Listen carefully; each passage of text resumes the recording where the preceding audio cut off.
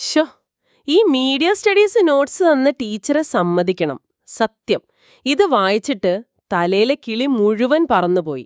ഓരോ വാക്കും എന്താ ഇത്, ഭയങ്കരം. ഹഹ, നിന്റെ മാത്രം പ്രശ്നമല്ലടോ ഇത്. ക്ലാസ്സിലെ പകുതി പേരും ഇതേ അവസ്ഥയിലാ. പക്ഷേ ഈ കാണുന്ന കടുകൻ വാക്കുകളില്ലേ, അതിന്റെ ഉള്ളിലെ കാര്യം സിംപിളാ. വാ, ആ നമുക്ക് ഈ നോട്ട്സിലെ ഗുട്ടൻസ് ഒന്ന് പൊളിച്ചെടുക്കിയാലോ?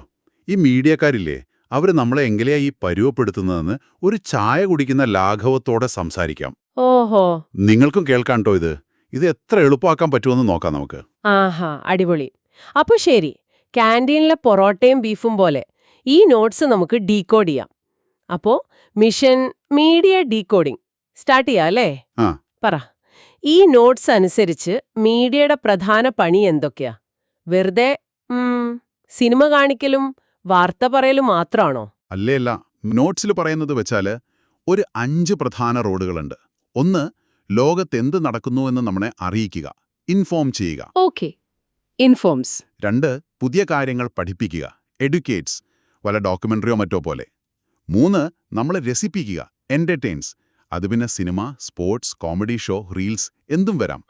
ആദ്യത്തെ 3 പിടികിട്ടി. ഓക്കെ, പിന്നെയോ? ഈ പരസ്യം കാണിച്ച് നമ്മളെ കൊണ്ട് ഓരോന്ന് വാങ്ങിപ്പിക്കുന്നതോ, അതെവിടെ വരും? അത് തന്നെ, 4മത്തത് അതാണ്. പ്രേരിപ്പിക്കുക, പേഴ്സ്വേഡ് ചെയ്യുക. ഒരു സോപ്പ് വാങ്ങാൻ മുതൽ ഒരു പ്രത്യേക രാഷ്ട്രീയ പാർട്ടിക്ക് വോട്ട് ചെയ്യാൻ വരെ അവർ നമ്മളെ പ്രേരിപ്പിക്കാം. ഓ, 5മത്തെ പോയിന്റാണ് ഏറ്റവും ഒരു ഇൻട്രസ്റ്റിംഗ് സാധനം. സ്വാധീനിക്കുക, ഇൻഫ്ലുവൻസ് ചെയ്യുക. നമ്മുടെ ചിന്തകൾ, നമ്മുടെ അഭിപ്രായങ്ങൾ, സ്റ്റൈല്, എന്തിന് നമ്മൾ എന്ത് കഴിക്കണം, എങ്ങോട്ട് പോകണം എന്നുവരെ അവർക്ക് സ്വാധീനിക്കാൻ പറ്റും. ആണോ? കോളേജിലെ പുതിയ ട്രെൻഡ് പോലെ പെട്ടെന്ന് ഹിറ്റാവും, ചിലപ്പോ പെട്ടെന്ന് പോകും. ഓഹോ, അപ്പോ ഈ 5 പണിയും അവരെങ്ങനെയാ എത്ര ഈസി ആയിട്ട് ചെയ്യുന്നത്? വല്ല മന്ത്രവാദം ആണോ ഇതിന്റെ പിന്നില്? ഹഹോ, മന്ത്രവാദമൊന്നുമല്ല മോനെ.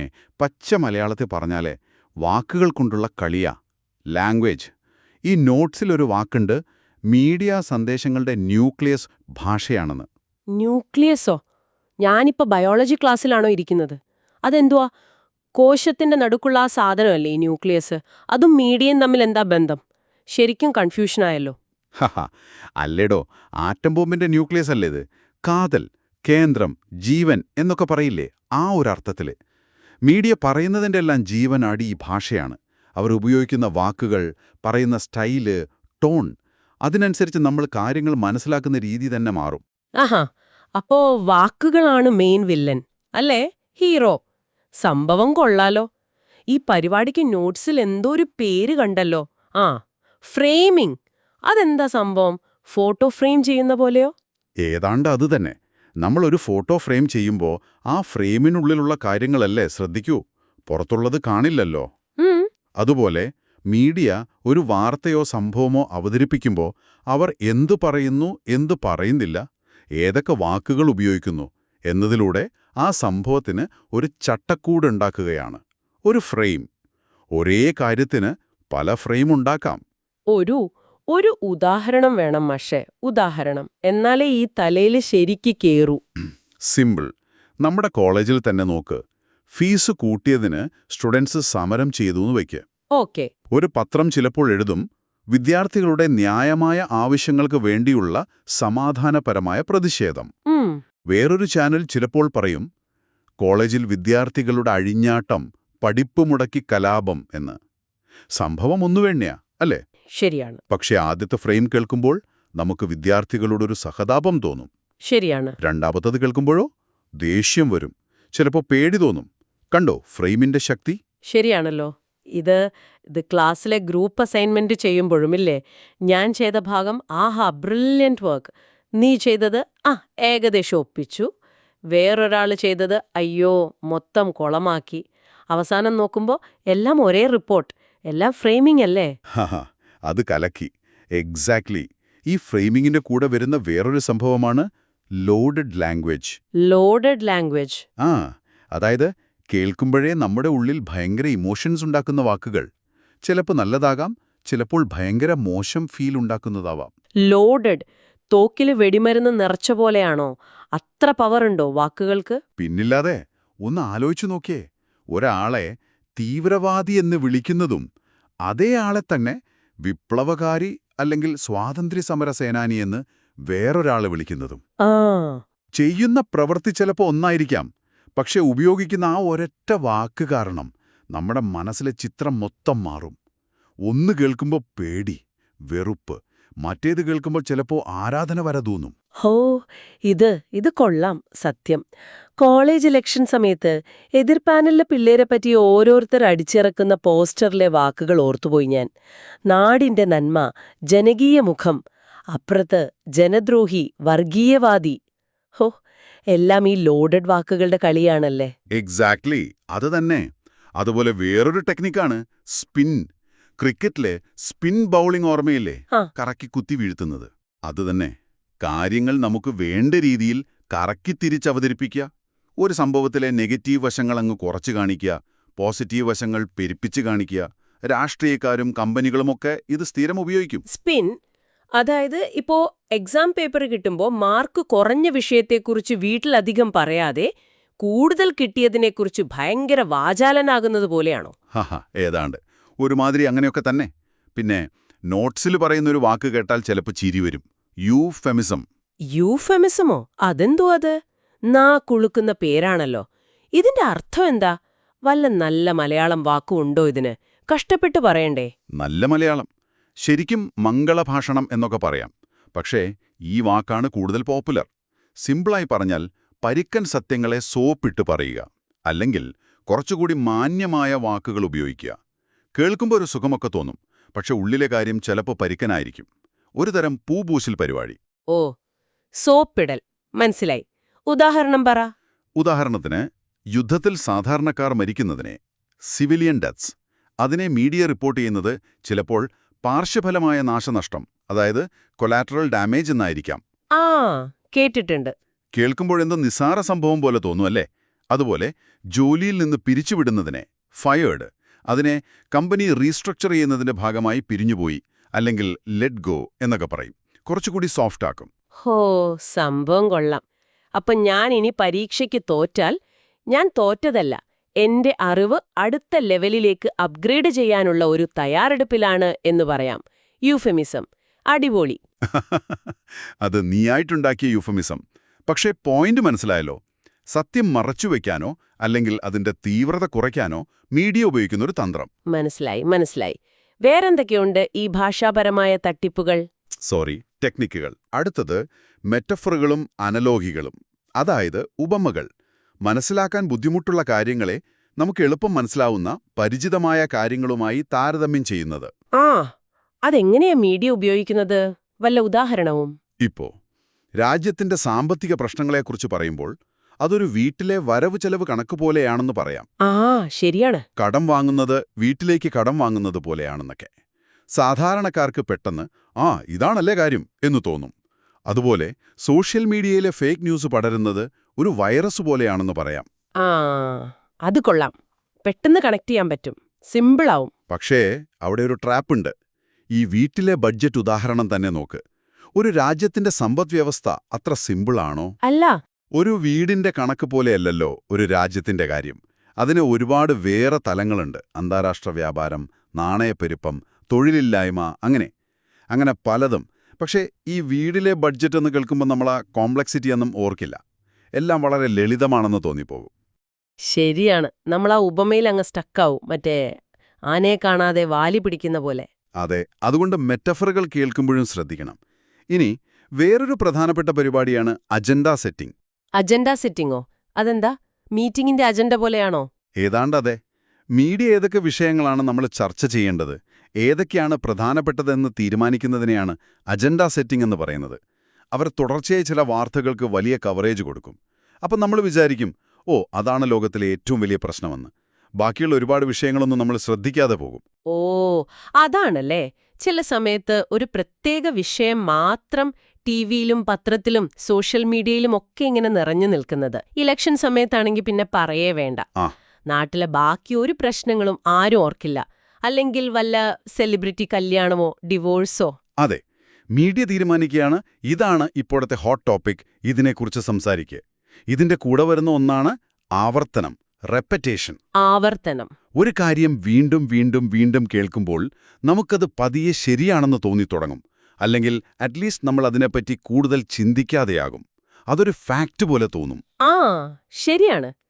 ചില പരസ്യത്തിലെ പാട്ടുകൾ അല്ലെങ്കിൽ ടാഗ് ലൈൻ നമ്മൾ അറിയാതെ പാടിപ്പോകുന്നത് ഇതുകൊണ്ടാണല്ലേ.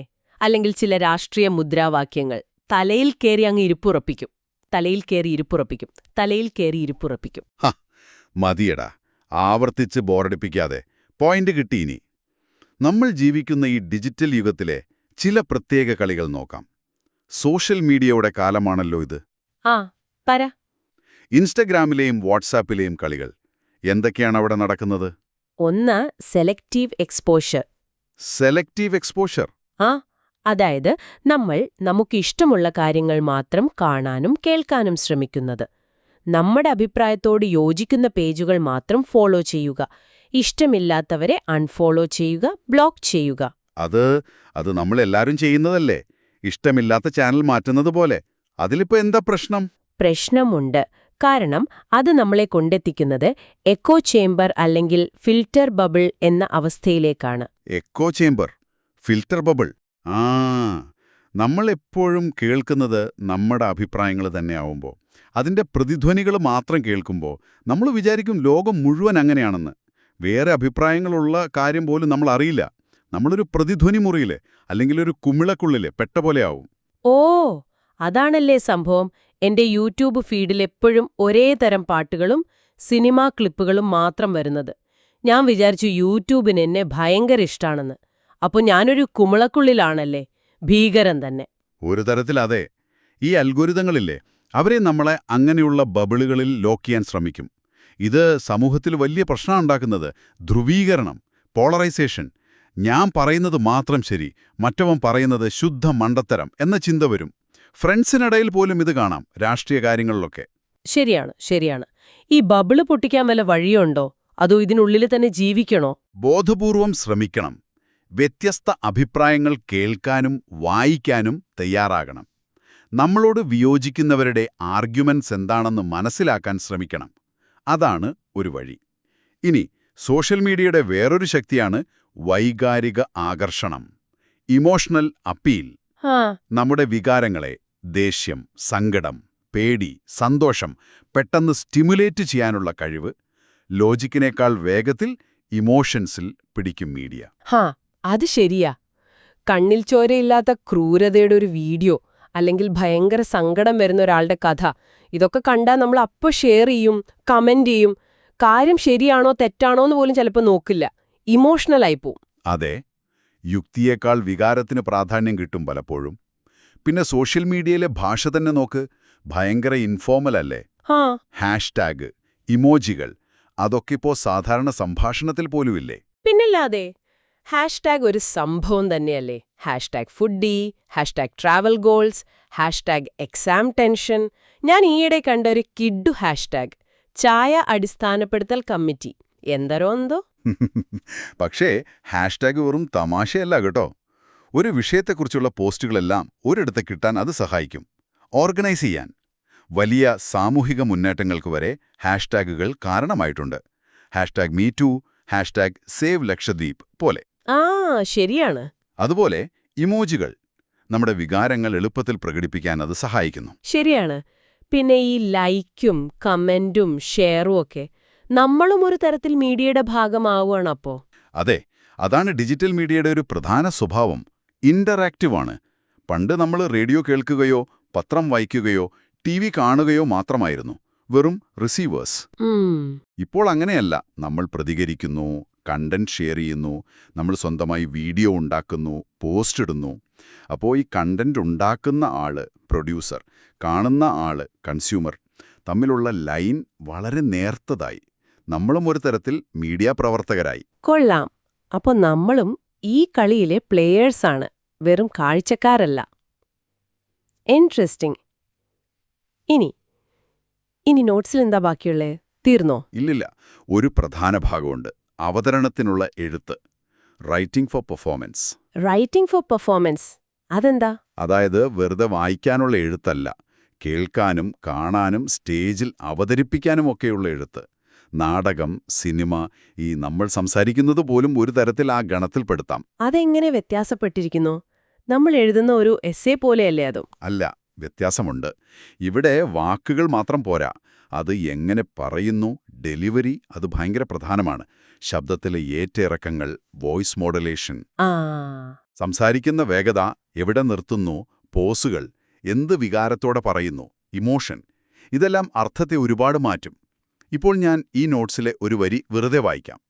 മീഡിയ സന്ദേശങ്ങൾ വ്യാഖ്യാനിക്കുന്നതിൽ പ്രേക്ഷകരുടെ പങ്ക് നിർണായകമാണ്. ഏകദേശം മോണോട്ടോണിൽ, താൽപ്പര്യമില്ലാതെ. ഹോ, ബോറടിച്ചുറങ്ങിപ്പോവും. ക്ലാസ്സിൽ പ്രസംഗിക്കാൻ വന്ന മാഷ് ഉറങ്ങുന്നത് പോലെ. കണ്ടോ? ഇനി ഇത് കുറച്ചുകൂടി ഫീല് കൊടുത്ത് പറഞ്ഞാലോ?